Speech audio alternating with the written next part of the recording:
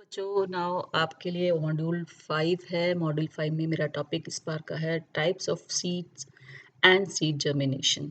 ये हमारा डे 5 है और साइंस के मॉड्यूल में आज के इस मॉड्यूल में हमारे ऑब्जेक्टिव्स रहेंगे कि आप टाइप्स ऑफ सीड पढ़ें। टाइप्स ऑफ सीड में क्योंकि आपने अभी तक ये सब नहीं पढ़ा है तो मैं पहली बार आपको बता दूं कि सीड्स के दो टाइप होते हैं, एक मोनोकॉट सीड और एक डाइकॉट सीड। और दूसरा हम पढ़ेंगे उसमें जर्मिनेशन और सीड का स्ट्रक्चर और फंक्शन और डिफरेंट स्टेजेस ऑफ जर्मिनेशन पढ़ेंगे डायग्राम की हेल्प से, और conditions required for seed germination ये आप क्लास 5 में कर चुके हैं, लेकिन एक बार हम फिर आपको इसमें बताएंगे। और वेज ऑफ सीड डिस्पर्सल ये भी आप पढ़ चुके हैं, but once again I will show you in this module also. तो आपको इस मॉड्यूल को बहुत अच्छे से वॉच करना है, सुनना है, और मैं इसको इसीलिए हिंदी में डब कर रही हूँ तो ताकि आप इसको आराम से समझ सकें, क्योंकि जब आपकी टीचर इसको बहुत फुल फॉर्म में पढ़ाएंगी, कंप्लीट चैप्टर को एलेबोरेट करेंगी, तो आपको ये वर्ड्स जो हैं समझ में आ जाने चाहिए कि मोनोकॉट सीड क्या है, डाइकॉट सीड क्या है। ये आपको एकदम अजीब सा नहीं लगना चाहिए कि ये शब्द क्या है। तो चलिए सबसे पहले हम अपनी वीडियो की शुरुआत करते हैं टाइप्स ऑफ सीड में। अब आप देखिए इसमें ये इस पिक्चर को, ये दो पिक्चर्स हैं। ये है मोनोकॉट और ये है डाइकॉट। मोनो का मतलब होता है 1 और डाई का मतलब होता है 2। ये ध्यान रखिए। सीओटी कॉट और सीओटी कॉट इसमें भी है। आपने अगर मेरा 5th क्लास में एक छोटा सा वीडियो है 2 मिनट का, जिसमें मैंने आपको पार्ट्स ऑफ सीड्स कराए हैं, उसका मैं इसमें लिंक भी आपको दे दूंगी ऊपर। उसको अगर आप इसको देख लेंगे तो आपको समझ में आएगा कॉट मीन्स क्या। कॉटलीडोन्स, जैसे ये वर्ड है यहाँ लिखा है कॉटलीडोन्स, तो इसके दो कॉटलीडोन है इसलिए इसको हम डाइकॉट कहते हैं। इसमें एक कॉटलीडोन है इसलिए इसमें इसको हम मोनोकॉट कहते हैं। ठीक है बेटा। और इसके अंदर देखिए ये है एम्ब्रियो, जो हम इसको हम कहते हैं बेबी प्लांट।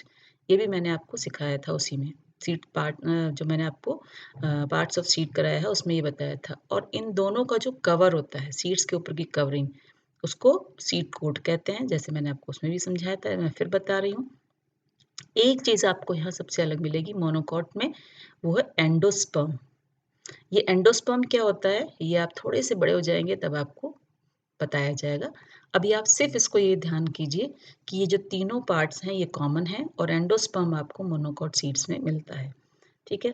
अब हम देखते हैं इन दोनों में डिफरेंसेस। ये तो आपने पिक्चर में डिफरेंस देखा, अब हम पढ़ेंगे कि इसके कौन से डिफरेंसेस हो सकते हैं दोनों में। ठीक है।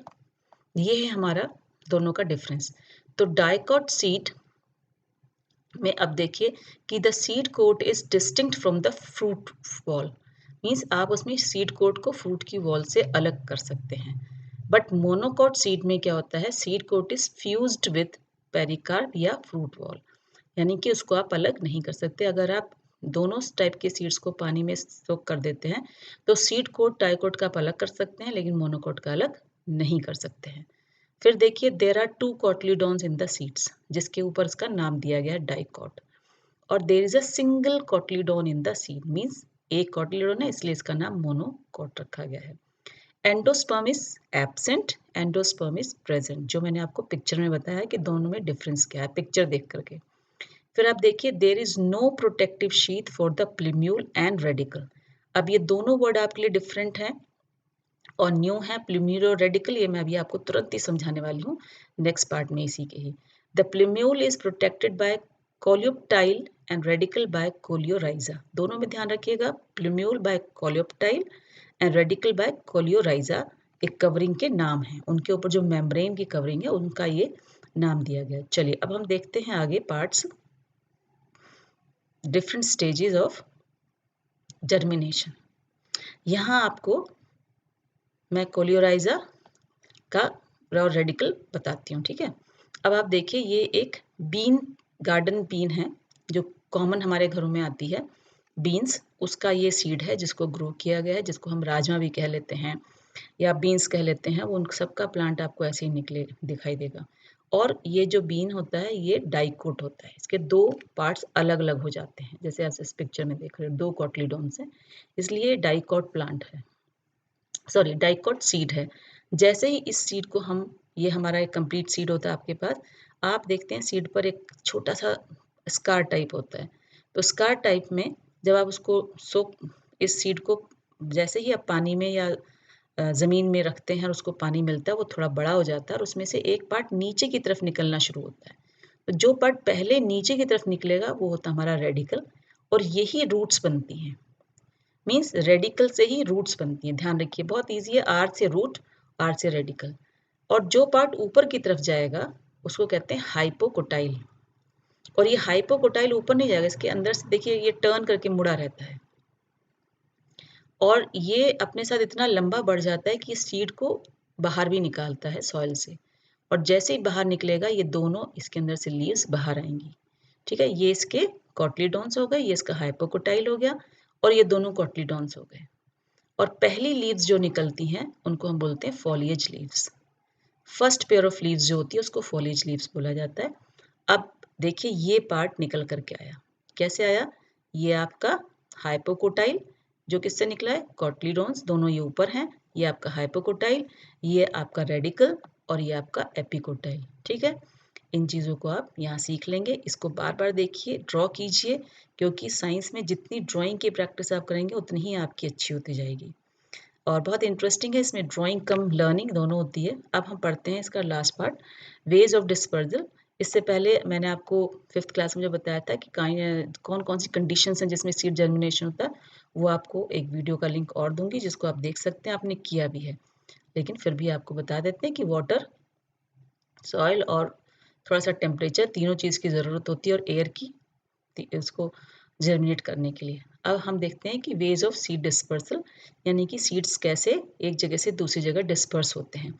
तो ये बहुत अच्छा एक छोटा सा मुझे डायग्राम मिला, मैंने लिया है। इसमें आपको फ़ायदा ये है कि आप इसमें ये देखेंगे कैसे उसका डिस्पर्सल हो रहा है और कौन कौन से ऐसे सीड्स हैं जो डिस्पर्स इनसे होते हैं, जैसे कि विंड से डेंड्लियन या मैपल। अब डेंड्लियन वाला आप देखते होंगे आपके घरों के आसपास में, जब बहुत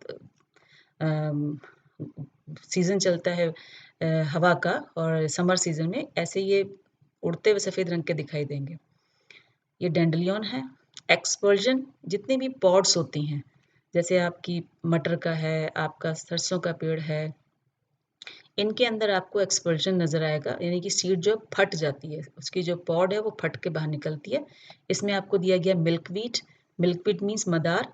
और ज्वेल वीट, ये भी एक ज्वेल वीट आपको दिखेगा। और ल्यूपिन्स। और एनिमल्स से जो डिस्पर्सल होता है उसमें हमेशा देखिएगा वो या तो वो बहुत अच्छे टेस्टी फ्रूट्स होंगे या वो उस पर चिपक कर चलने वाले होंगे, जैसे कि ये है बर्डॉक, ओक एक्रोन्स, टोमेटो, ब्लैकबेरी। इस तरह के जो सीड्स हैं वो एनिमल से डिस्पर्स होते हैं। और कुछ सीड्स जो बहुत हल्के होते हैं और वाटर के आसपास में जो उगते हैं पेड़, वो वाटर से डिस्पर्स होते हैं, जैसे कोकोनट और कैट टेल। ठीक है, ये आपको बहुत अच्छा एक पिक्चर, इसको ड्रॉ कीजिए।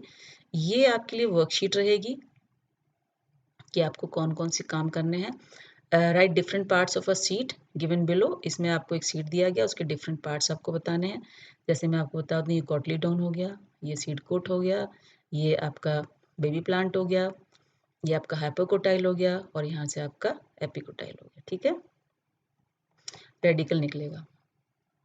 अब what are the conditions necessary to germinate seed, ये भी आप लिख लेंगे। और इस तरीके से आपका ये मॉड्यूल फिनिश होता है। आपको मॉड्यूल कैसा लगा? अच्छा, तो ज़रूर कमेंट कीजिएगा और अपने फ्रेंड्स के साथ शेयर कीजिएगा और kindly subscribe the channel also.